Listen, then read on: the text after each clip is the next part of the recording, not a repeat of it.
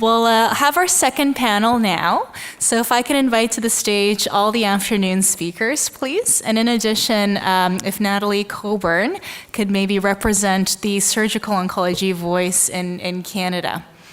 All right, so I would actually like to open the virtual space. So as you know, this conference is also streamed live across the world. And actually altogether, we have about 300 registrants between online and in person. So this is only maybe 1/3 of what you see of all the attendees. So I wanted to open the stage to our virtual participants. And our lovely board member, Shannon, will read the questions kindly.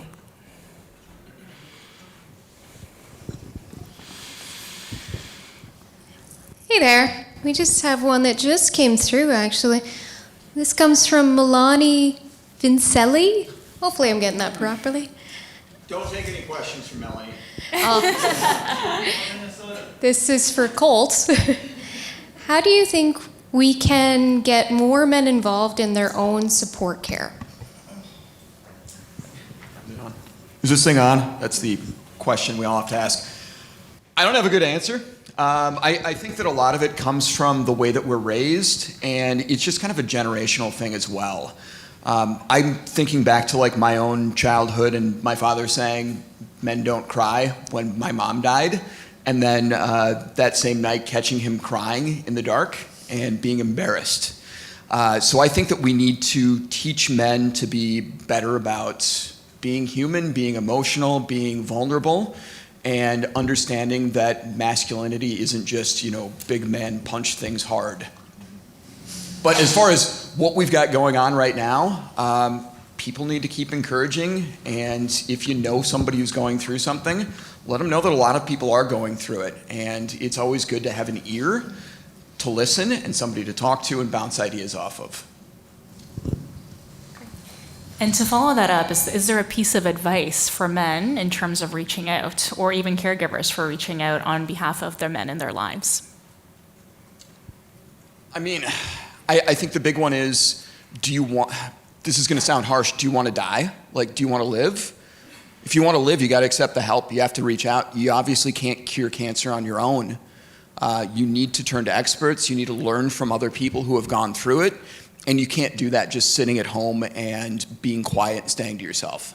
Yeah, and I think as we've heard from our caregiver speakers, it also takes a village, right? So if you don't have those immediate caregivers in your lives, reaching out maybe to organizations like Debbie's Dream, My Gut Feeling, I think that's an extra area of support as well.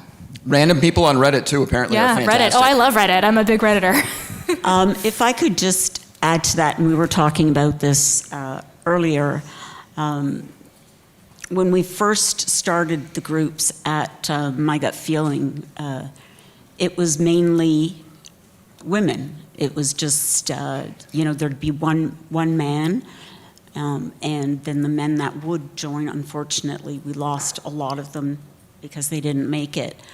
What we have found, though, in the last few years is actually both our patient and like our more open group, we have as many men as women. So that has changed a bit for us anyway. And also in the caregiver group, it's an equal kind of men and women, but absolutely. But most of those men are actually older. So that's a strange thing. You would think that it would be the younger men. We did have a number of younger men, but again, as I said, we did lose them. But it has been changing over the last few years, and so we're quite encouraged by that, because we do know that men just generally don't seek help or they think it's weak to seek help, or even weak to go to a support group. So, but we have been a little bit more encouraged in the last few years. This mic. Okay. Yeah, it's probably better. I feel very bound to the podium. All right, any questions from the audience here live today? All right, no problem. Well, we have a list of questions, like I mentioned, the six pages, so we'll get through some of these now. One of the very interesting things that I learned from Dr. Paul Casabo's presentation is, although of course, the healthcare systems are very different between Brazil and Canada, but there are some similarities. So there are aspects of rural, indigenous population, northern populations. So although your story is Brazil-focused, it really does echo the Canadian landscape. So from yourself and maybe from Dr. Coburn, I would love to hear, how do we better improve access to patients that are not downtown Toronto, not in these centers of excellence, and how do we identify centers of excellence for patients that may not be from Toronto? You want to speak first? Okay. Now, this is a problem because you have to link the patients that are in remote areas with the centers that can treat them. So nowadays, it's becoming easier because, the girl that made the WhatsApp video here some 5 years ago or 10 years ago, she wouldn't have the possibility to communicate. But nowadays, it's getting easier. So I think we have to make some propaganda about the centers that can receive those patients everywhere, in the internet, everywhere. So even if it's in a remote area, he goes through internet and then he can find where to go immediately. This is important. And also to teach the patients that they can respect their symptoms. Do not postpone going to the physician. This is very important because in Brazil, I think maybe in Canada as well, they don't go, especially the men. They keep with the medicines for months or years. In Brazil, pantoprazole and so PPI are sold without the receipt. So he can go, he can buy, he stays 2 or 3 years taking that without going to the physician. So 2 things. First, the access. Second, make the people accept their symptoms. I took a picture of the map that he showed because I do think there are definite areas where there are more resources and there are fewer resources.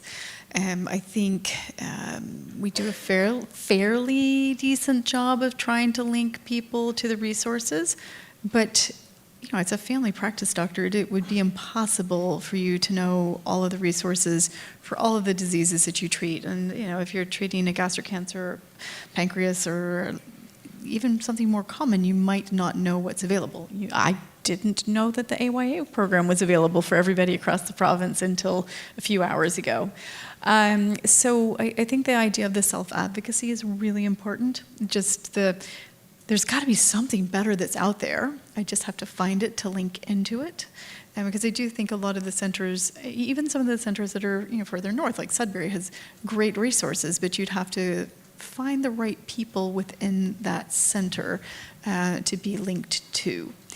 So I think something like My Gut Feeling is great because you know that there's more out there for the patients. And they don't ask for it always.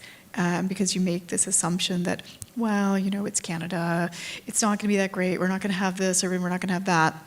And it's easy for us to sit here and say, oh, wouldn't it be great if we had the most awesome Olympic scope everywhere? That's going to be hard to do. But we do have places like St. Mike's that do have that awesome Olympic scope.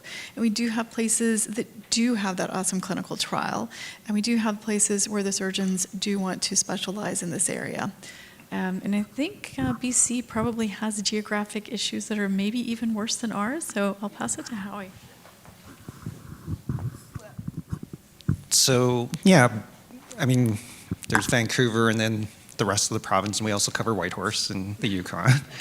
I think realistically, our care model is a hub and spoke model, right? So often you're going to get your expertise in Vancouver, try and deliver care where you are. Like, I have a 26-year-old in Terrace, which is and this is the thing, we built Prince George, which is the center of the province, to take care of the north. But realistically, flights actually don't go from Terrace to Prince George. They go down to Vancouver and then to Prince George, so they want to come to Vancouver. So there's lots of logistical issues still, but I think on the whole, with telemedicine and what we've done and learned from COVID, we can still reach out. But really, it is this hub and spoke, and they know they can contact us down in Vancouver. So actually, my 26-year-old was running into a pain crisis, couldn't be handled in Terrace. He's flown down the next day. So there's a back and forth. I also think, to Dr. Colburn's point, I think in general we've done a really good job about educating the periphery. And I mean, back in the day, 10 years ago, I think general surgeons were doing gastric cancer surgery everywhere, right? And we've really established, don't do that. Send it down to experts to get the proper surgery. Send them down to MDC, get things done properly. You don't need to be a cowboy anymore. Like, we're all, and I think that message over the last 10 years has really resonated. Okay, so we do have centers of excellence, and I guess just to build on that question, sometimes patients feel that asking for a second opinion will get them fired by their current oncologist.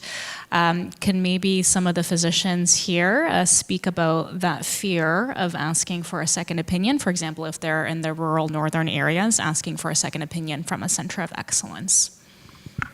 So what we've done instead of pure second opinions, like coming down, is we have remote MDC anyways, like provincial MDC is virtual.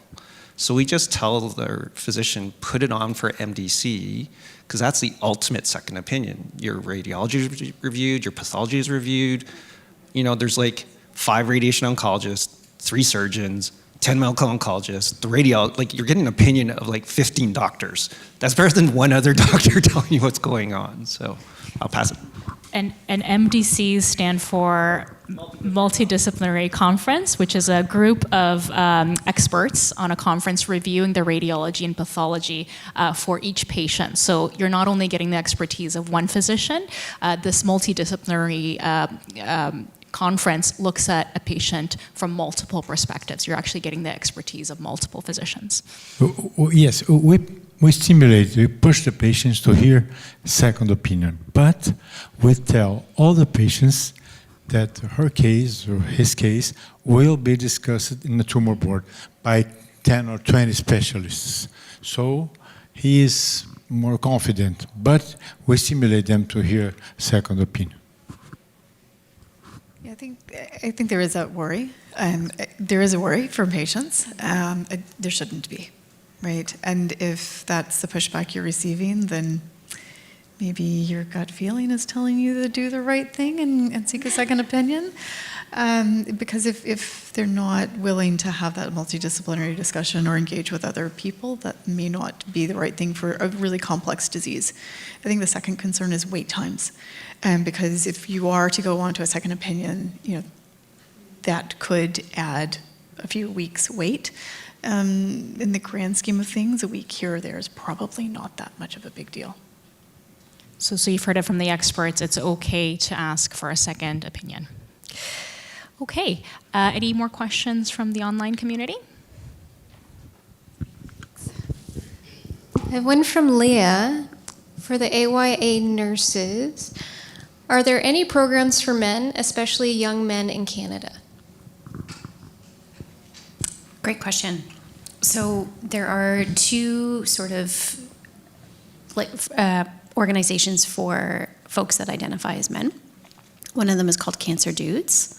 Another one is called Man Up to Cancer. These are North American wide, though, if I'm not mistaken. Yeah. So not just particular to Canada. That's right. Yeah. We have virtual video calls twice a month for AYAs that truly anyone can join. We are not, we're not worried about any billing of any sorts. This is just a space for people to join. So that is open like Canada-wide. It's just a gathering place for young people navigating cancer at any stage, whether they're just diagnosed, whether they're in the middle of treatment, or whether they're a few years post looking for that community. So those are other options, but that's everyone is welcome to that, however they identify with their gender. We did have one that was gender. Oh, and sorry, this was where I was going, is that we have, in November actually, we had, for folks who identify as men only group that fell in that normal routine of our video calls. How many folks do we have attend, Simone? Do you remember? I think like 15. About 15. Yeah. Yeah.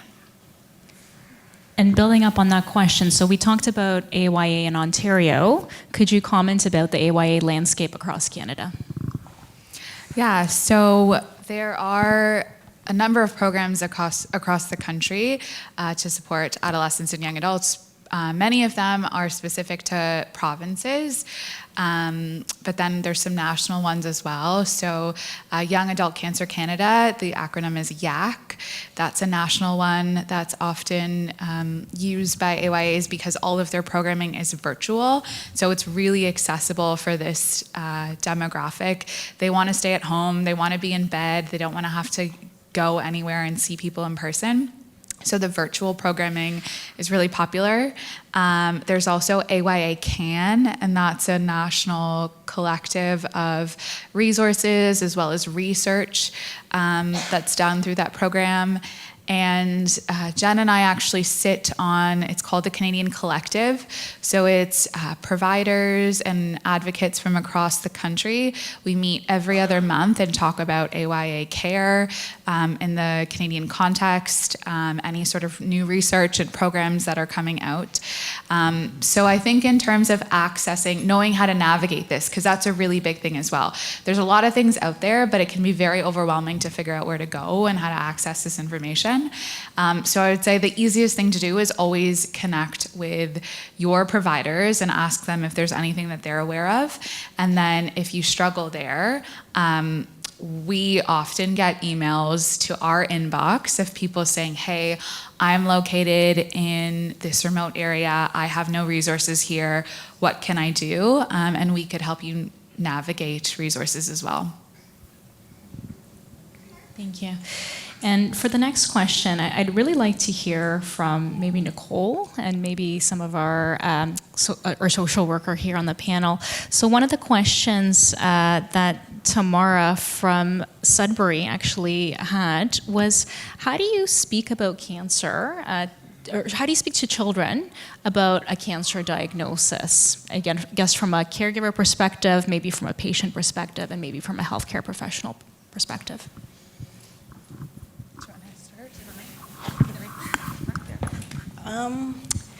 If I'm being honest, when he was first diagnosed, when my husband was diagnosed, the kids were a bit too young.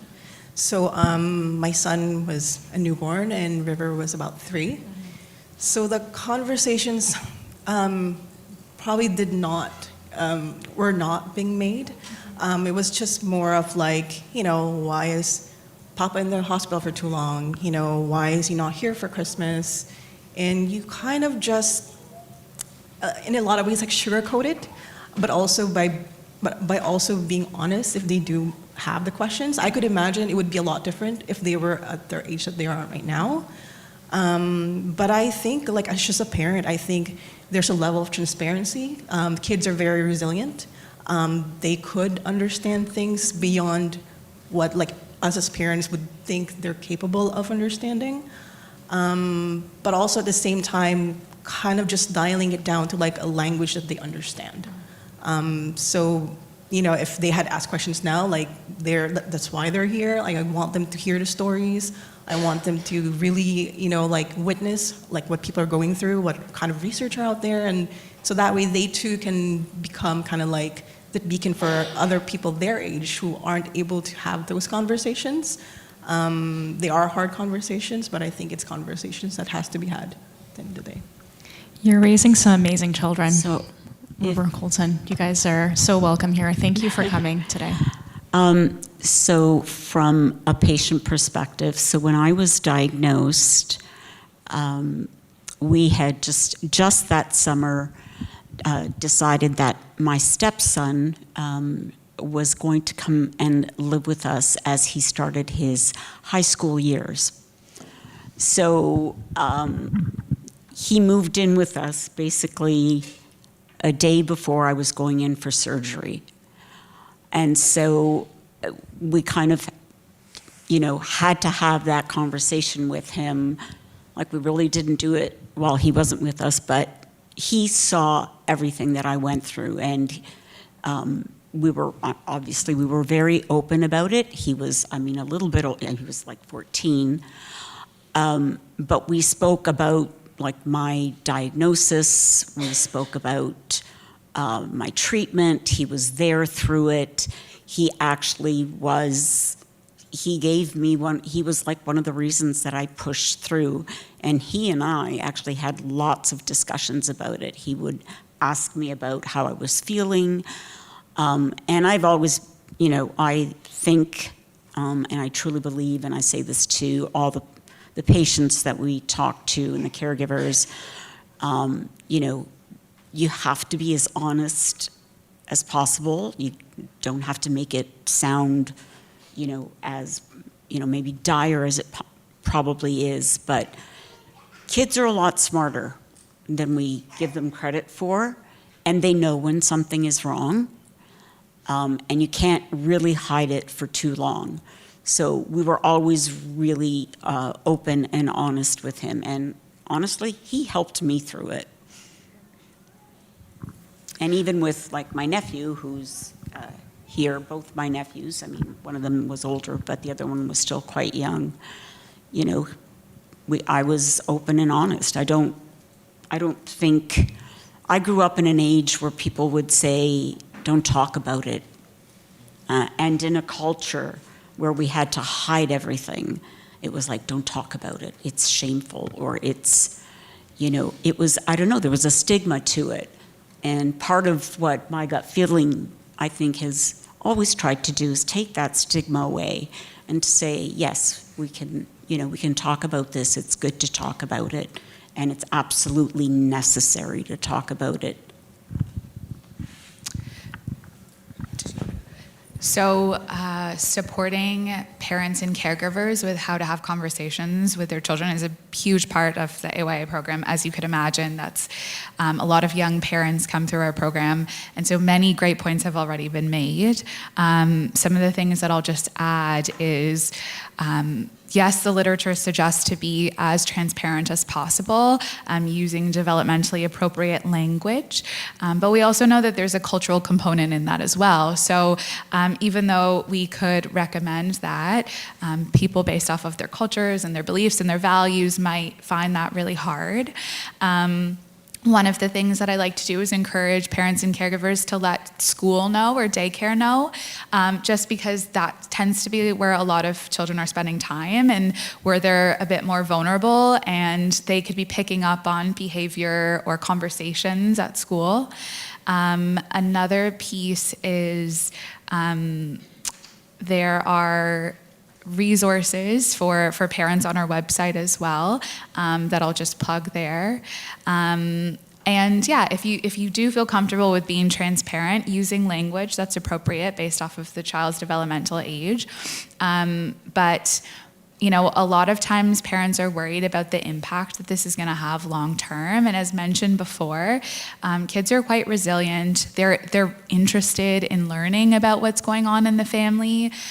They're picking up on the cues that something's going on. And so it tends to be more distressing for them not to have the information about what's actually happening within the family, than them knowing and being able to process that and learn with you. I'll often say to parents, you're afraid of worrying your children, but you're all experiencing worry, so why not experience worry together and be transparent about it? One of my favorite kind of tips and tricks for younger kids is having families make a worry eater. So it's a box that they have, and they write down their worries, their wonderings, their what ifs around like cancer and treatment and side effects, and they just feed it to their worry eater, and it just sits there, and it kind of normalizes, like, we all worry, and that's okay. And another piece that I'll mention is being transparent about changes in terms of your body image, because kids are going to notice if you lose your hair, believe it or not. So you may as well have conversations about it. And we'll have parents that'll have, like, let their kids put temporary tattoos on their head or bedazzle their head. So try and integrate them as much as possible. Some parents will get sent to the hospital with their kids' favorite stuffy. So they'll take pictures with them in the hospital with the stuffy and then be able to show them when they get back home. You know, I know these things are great, like for me to sit here and talk about, but sometimes it's harder to do it when you're in the midst of managing everything else. So I think my last piece is you're all doing the best you can as parents navigating this. There are resources available to you if you'd like, but don't be so hard on yourself, because at the end of the day, kids are just looking for safety, emotional and physical safety, and you can provide that in the midst of a cancer experience as well. Yeah, I'm of a family of 8 children. My parents were physicians, both. When I was 11, my mother had a terrible rectal cancer with terrible radiotherapy, the old radiotherapy. I was 11. And for many months, my mother was at home with EV infusion. We sat on the ground around her. We didn't know nothing about what was happening because it was forbidden, as Teresa said. We were completely in the dark. So only after maybe 1 year or 2 years, fortunately, she got better and she explained us. But I think that children are smart. So don't leave them in the dark. It's not so big problem, but it's not a small problem. Tell them the real situation. They will understand. The other thing is, as a provider, I will also offer, I can talk to the family about this, and I can be the messenger so that you can stay the parent. Because often it's hard as a parent to give that message, and then it happens. Sometimes we call it shoot the messenger, and the anger is more focused on me and not the parent, and that happens in family situations. The other thing with AYA patients of mine, it's not only the kids, but it's their parents. And then it's a huge family dynamic. So trying to bring those families, so literally those are ones I offer it. If we do it, that's last appointment of the day. No one's waiting. I mean, they're going to take an hour and a half, those meetings. So, but sometimes that's what I think the system can provide, is we can be the messengers too and take some of that load off of the shoulders of the patient. Okay, that's some excellent discussion. So are there any more questions from the audience? Okay, so one thing that I'd like to ask our panel is if there is a piece of advice or wisdom or a message that you wanted to share with the patient survivors and caregivers in this audience, please feel free to share at this moment. We'd love to hear that. Putting you on the spot.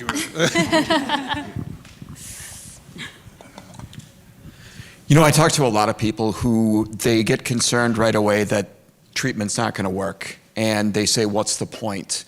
You know, it's time that I could be spending healthy. And why would I risk this? I want to spend time with my family.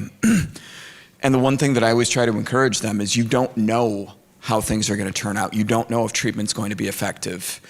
And I feel guilty as hell that I was one of the lucky ones, when I think that there are a lot of people who are much more deserving. But the one thing that I can show people is I was fortunate. Chemo worked, treatment worked, surgery worked. And if I would have just said, statistically speaking, I'm not going to survive, what's the point?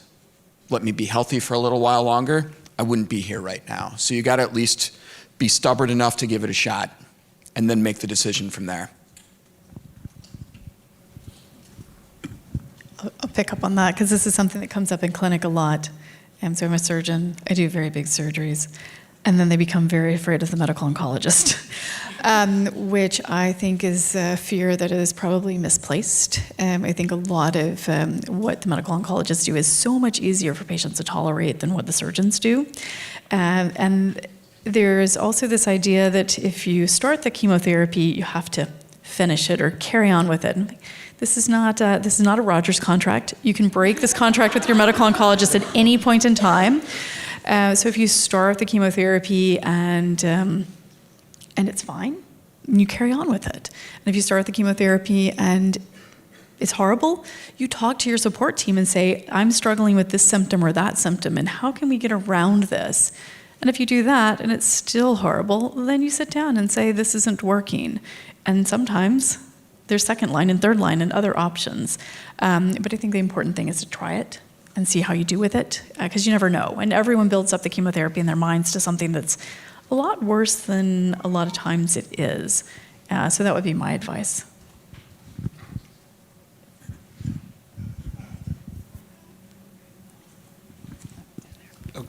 Well, the mic passes down that way.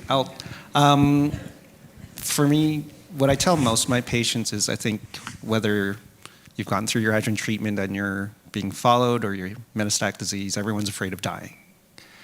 And I tell patients that no matter what, whether you have cancer or not, death is going to happen. We can't control that, but what you can control is how you live. And the reason why we're doing all of this is that you live your best life. And that's what you can do for yourself. The medical part, we're doing our best so that you live. I realize everyone uses ChatGPT, looking up all their medical information, but that's what we're here for. When you're taking that energy doing that, you're taking a bit of energy away from living your life. So focus on being who you are, and that's the most important thing. So just to pick up on that, yeah, we, at my gut feeling, one of the big focuses has always been on quality of life. And we'll be talking about that actually quite soon. But definitely quality of life is so important.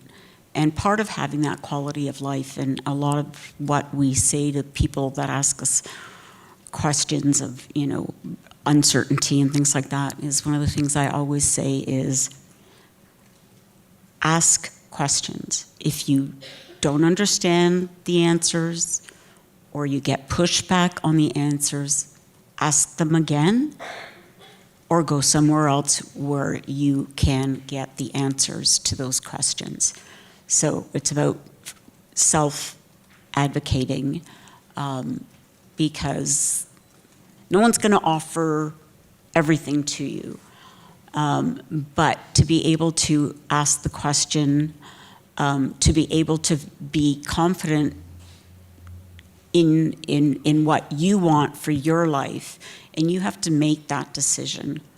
And the other thing that I would always say is just do what your gut tells you, even if you don't have one anymore, which is why we called this what this is, because your instincts are usually right. And as a patient, nobody knows your body better than you. But absolutely, it is about quality of life coming from someone who's, been going through this for a long time. I try to take little things, friendships that I've had for many years and my family relationships and trips and things like that, because I trusted my doctors. I still trust them. And that's what I go to. It's like they can do that part, but I always ask questions. I'm still asking questions. And any one of these people here will tell you that. Okay, any final messages? Amazing. So I'd like to thank all our panelists. So Howie, Simone, Jennifer, Paolo, Natalie, Colt, Nicole, and Teresa. Thank you so much. Please, and then if we could just take a quick picture, and then Katie and I will say our final. And we just have a wrap-up presentation. It'll be short and quick. And then you saw on the agenda that we will just have a little toast at the end. So if you don't mind just sticking around for that.